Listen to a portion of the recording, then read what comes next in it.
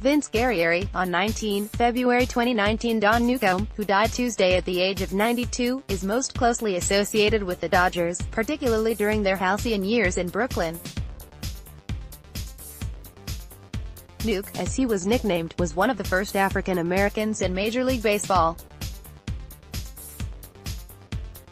He was an All-Star and Rookie of the Year for the Dodgers in 1949, and won both the first Cy Young Award, when only one was given out annually, and National League MVP in 1956.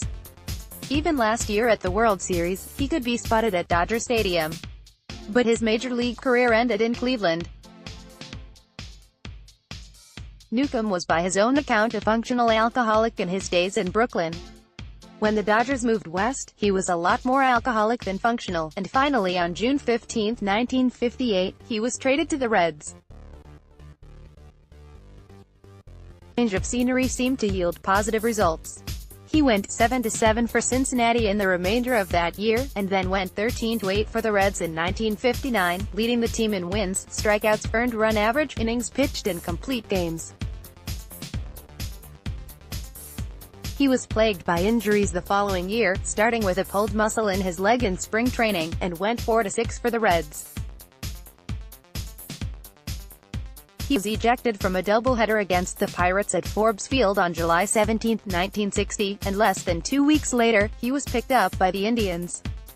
Robinson, Dobie, Newcombe, Easter. Newcombe isn't the greatest pitcher in the world anymore, General Manager Frank Lane said, but has the experience and maybe the ability to help us. Jimmy Dykes, who managed Newcombe in Cincinnati at the end of the 1958 season, said he could still be effective for the Indians, and planned to use him not just in relief, but as a pinch hitter as well. Newcombe's career batting average was .271, and he hit 15 career home runs, including 7 in 1955. If he plays half as well here as he did for me in Cincinnati, he'll help the Indians considerably, Dykes said in the Cleveland Call-and-Post. Newcombe went 2-3 in 20 appearances for the Indians, who ended up finishing 76-78, good for fourth place in the American League. The following January, Newcombe was released, and returned to the Dodgers, pitching for their Pacific Coast League team in Spokane. In 1962, he played in Japan, mostly at first base, again, because of his skill with the bat, where one of his teammates on the Chunichi Dragons was Larry Doby.